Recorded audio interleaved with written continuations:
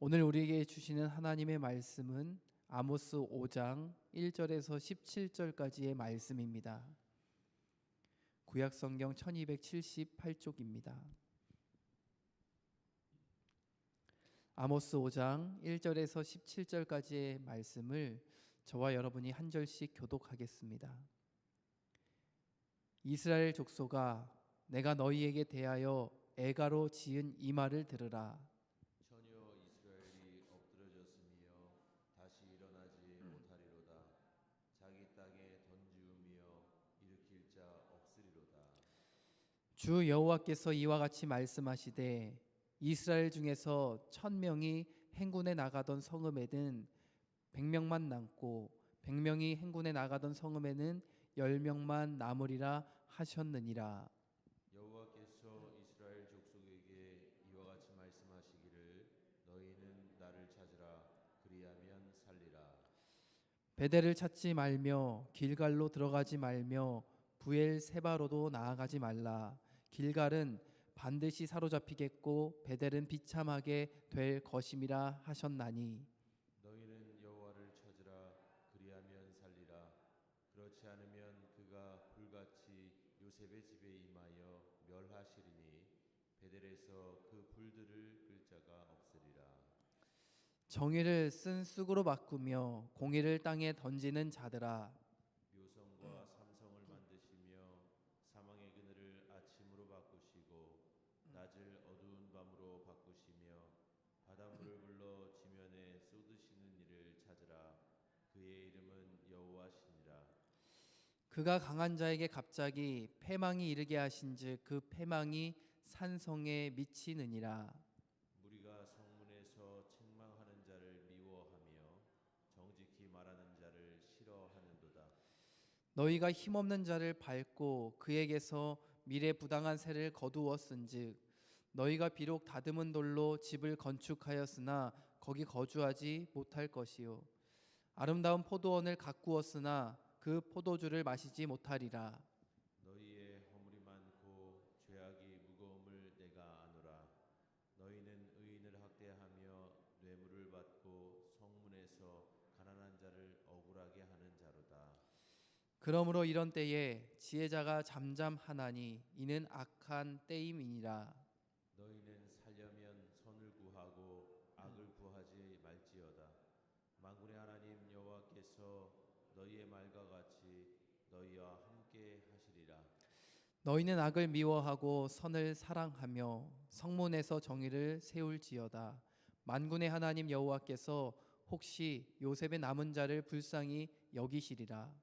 그러므로 주 만군의 하나님 여호와께서 이와 같이 말씀하시기를 사람이 모든 광장에서 울겠고 모든 거리에서 슬프도다 슬프도다 하겠으며 농부를 불러다가 애곡하게 하며 울음꾼을 불러다가 울게 할 것이며 함께 읽습니다. 모든 포도원에서도 울리니 이는 내가 너희 가운데로 지나갈 것임이라. 여호와의 말씀이니라. 아멘. 월요일의 첫 시간을 구별하여 하나님께 예배함으로 나아가는 성도님들을 주님의 이름으로 사랑하고 축복합니다. 예배하는 모든 분들 위해 주님의 크신 은혜와 사랑이 가득하기를 바랍니다. 아모스 5장은 이스라엘을 향한 애가입니다. 애가는 죽은 사람들을 위해 부르는 장송가입니다. 그런데 여전히 버젓하게 살아있는 이스라엘 백성들을 향해 장송가를 부른다는 것은 매우 충격적인 일입니다. 그렇다면 아모스가 버젓하게 살아있는 이스라엘 백성들을 향해 장송가를 부른 이유가 무엇일까요? 그들의 육체는 살아 있었을지는 모르지만 그들의 영혼은 죄악으로 물들어져 버려 메말라 죽어버렸기 때문입니다. 한마디로 육체는 살아 있으나 영혼은 죽은 겁니다. 이에 하나님께서 죽은 영혼들이 다시 되살아날 수 있는 방법에 대해 가르쳐 주십니다. 그 방법이 무엇입니까? 하나님을 찾고 하나님께로 마음과 삶을 돌이키는 것입니다. 4절 말씀을 다시 한번 읽어보도록 하겠습니다. 여호와께서 이스라엘 족속에게 이와 같이 말씀하시기를 너희는 나를 찾으라 그리하면 살리라. 아멘. 죽은 영혼이 다시 되살아날 수 있는 유일한 방법이 무엇이라고 말씀합니까? 너희는 나를 찾으라 그리하면 살리라. 하나님을 찾는 것, 하나님께로 마음과 삶을 돌이키는 것이 영원히 되살아날 수 있는 유일한 방법이라고 가르쳐주고 있습니다. 그러면서 하나님께서 덧붙여서 하시는 이야기가 있습니다. 5절과 6절 말씀인데요. 5절과 6절 말씀을 보면 이렇게 기록되어 있습니다. 베델을 찾지 말며 길갈로 들어가지 말며 부엘세바로도 나아가지 말라. 길갈은 반드시 사로잡히겠고 베델은 폐허가 될 것이다. 너희는 여호와를 찾으라. 그래야 살 수 있다. 하나님은 무엇을 찾지 말고 하나님을 찾으라고 말씀합니까? 베델, 길갈, 부엘세바를 찾지 말라라고 말씀합니다. 여기서 베델과 길갈과 부엘세바는 어떤 것을 의미하는 것입니까? 바로 성소, 즉 거룩한 장소를 의미합니다. 베델은 야곱이 하나님을 만났던 장소이고 또 길갈은 이스라엘 백성들이 요단강을 건넌 후에 진을 치고 12돌을 세우며 요단강을 건넌 것을 기념했던 장소입니다. 그리고 부엘세바는 아브라함이 하나님을 예배했던 장소이고 하나님께서 이삭과 언약을 맺어 주었던 장소입니다. 이 베델과 길갈과 부엘세바 모두 참으로 신앙적으로 의미 있는 장소들입니다. 그러나 이 거룩한 장소인 성소에서 시간이 흐른 뒤에는 우상 숭배가 이루어졌고 또 형식적이고 부패한 종교 관습이 행해지는 장소로 변질되고 말았습니다. 이 얼마나 안타까운 상황입니까? 거룩한 장소인 성소에서 하나님을 찾는 행위가 더 이상 일어나지 않는 겁니다. 이제는 그곳에서 우상을 숭배하고 형식적이고 부패한 예배가 자행되고 있었습니다. 이러한 상황 속에서 하나님께서는 아모스 선지자를 통해 말씀하시는 것입니다. 너희는 하나님을 찾으라. 그래야지만 살 수 있다. 너희들이 단순히 성소에 나갔다고 해서 너희 영혼이 되살아나고 너희 삶이 회복되는 것이 아니다. 너희가 성소에서 나를 진정으로 찾고 구해야지만 너희 영혼이 살아나고 삶의 회복이 일어나는 것이다. 만약 너희가 성소에 나아갔을 뿐 마음으로 나를 진정으로 찾지 않으면 너의 삶의 회복의 역사는 일어나지 않는다라고 말씀하시는 겁니다.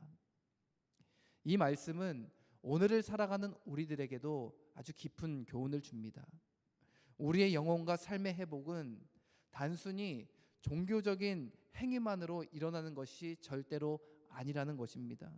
진정으로 하나님을 찾고 구하며 또 내가 속한 자리에서 의로운 삶을 살아가려 애를 쓸 때 우리의 삶에 참된 회복이 일어납니다. 그런데 오늘날 여전히 교회에 나와도 하나님을 찾지 않고 하나님을 의지하지 않는 사람들이 있습니다. 무슨 이야기입니까? 몸은 교회에 나와 있지만 마음으로는 하나님을 진정으로 찾지 않고 의지하지 않는 겁니다. 하나님께 예물은 드려도 마음으로 하나님을 찾지 않는 겁니다. 입술로 하나님을 찬양해도 마음으로는 하나님을 바라보지 않는 것입니다. 그냥 형식과 습관에 의해 교회에 나오는 것뿐입니다. 교회에 나와도 여전히 세상과 동일한 방식을 추구하며 살아가는 이들이 있다는 이야기입니다. 하나님의 말씀과 뜻을 따라 살지 않고 여전히 자기의 생각을 따라 자기의 감정을 따라 자기 본능대로 살아갑니다. 오늘 하나님께서 이런 부류의 사람들을 향해 외치시는 것입니다. 너희는 나를 찾으라. 그리하면 살리라. 이스라엘 백성들의 삶의 행실이 어떠했는지를 한번 보십시오. 7절 말씀을 보시면 하나님께서 그들을 향해 말씀하십니다. 정의를 쓴쑥으로 바꾸며 공의를 땅에 던지는 자들아. 이 하나님의 정의와 공의는 하나님 나라의 핵심 가치입니다. 하나님께서 하나님의 백성들에게 주목하셨던 것은 결코 어떤 형식적인 예배가 아니었습니다. 하나님의 백성들이 세상 속에서 하나님의 정의와 공의를 실천하며 사는지를 주목하셨습니다. 그런데 이스라엘 백성들은 하나님께서 요구하시는 이 정의와 공의를 땅바닥에 내팽겨치며 살았던 것입니다. 그들은 자기들의 이익과 욕망을 위해서라면 사회적으로 연약한 위치에 있는 자들에게 불의와 부패를 행하는데 전혀 거리낌이 없었습니다. 분명 예배는 형식을 갖춰 드리는데 삶의 모습에서는 전혀 예배자다운 모습이 보이지 않는 겁니다. 살맛 나는 사회를 만들어가야 할 하나님의 백성들이 오히려 살기 싫은 사회를 만들어가고 있는 것입니다. 이 얼마나 개탄스러운 일입니까? 여러분, 우리가 교회에 나와서 예배를 잘 드리는 것 매우 중요합니다. 그러나 하나님의 백성이라면 세상에 나가서 하나님의 정의와 공의를 실현하며 사는 것은 더욱 중요한 부분입니다. 왜냐하면 그것이 그리스도인의 책무이기 때문입니다. 오늘날 세상 사람들이 교회 다니는 사람들을 향해 손가락질하는 이유가 어디에 있습니까? 교회에 모여서 자기들끼리 예배는 열심히 드리는데 예배 드리는 사람들의 행실이 세상 사람들과 별반 다를 게 없기 때문입니다. 아니, 때로는 세상 사람들보다 더 비상식적이고 더 불합리한 일을 행할 때도 있습니다. 그러니까 세상 사람들이 그리스도인들을 향해 손가락질 하는 겁니다. 우리가 이 땅에서 그리스도인으로서 올바르게 살아간다는 것은 단순히 교회 잘 다니고 예배 잘 드리고 교회 안에서 우리끼리 즐겁게 지내는 것만을 의미하는 것이 절대로 아닙니다. 세상 속에서 하나님의 자녀라는 그 정체성을 잊지 않고 하나님의 정의와 공의를 실현하기 위해서 몸부림치며 살아가는 것이 그리스도인으로서 올바르게 살아가는 것입니다. 하나님께서는 이스라엘 백성들에게 심판을 피할 수 있는 유일한 방법에 대해 분명하게 가르쳐 주셨습니다. 그것은 하나님을 찾고 구하는 것입니다. 하나님을 찾고 구한다는 것이 어떤 의미를 가지고 있는 겁니까? 바로 하나님께로 마음과 뜻을 돌이키는 것이고 이 땅에 실추되었던 하나님의 정의와 공의를 회복시키는 것입니다.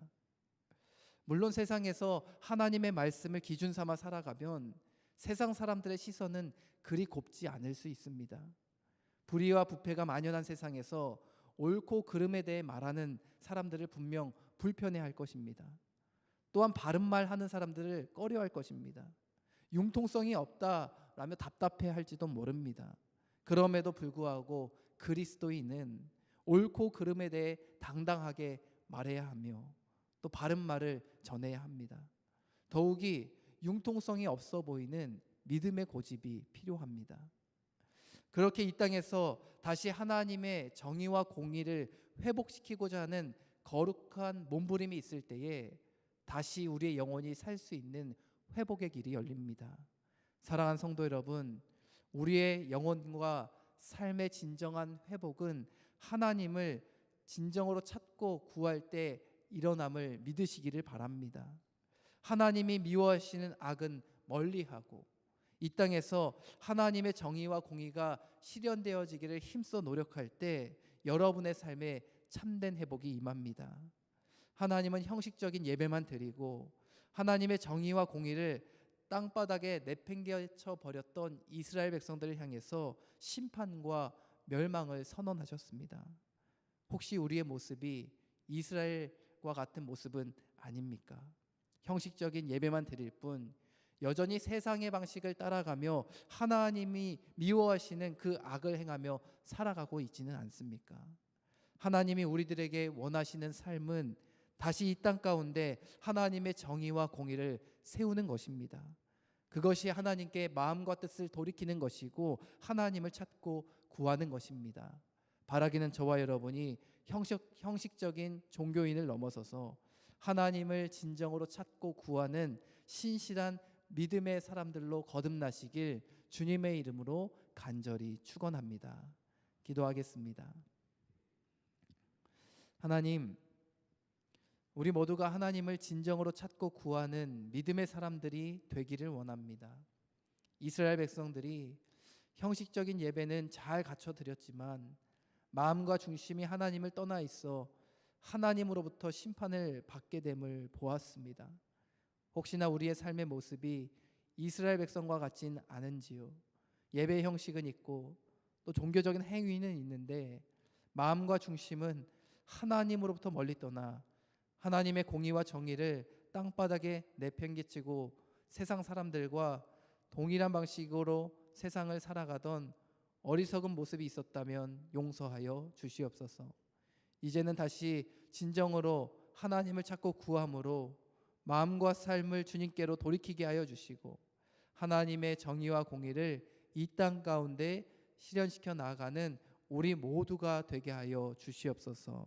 그리하여 하나님을 기쁘시게 하는 신실한 주님의 자녀 되게 하여 주옵소서. 늘 언제나 우리와 함께 하시는 예수님의 이름으로 간절히 기도합니다. 아멘. 하늘에 계신 우리 아버지여, 이름이 거룩히 여김을 받으시오며 나라가 임하시오며 뜻이 하늘에서 이루어진 것 같이 땅에서도 이루어지이다.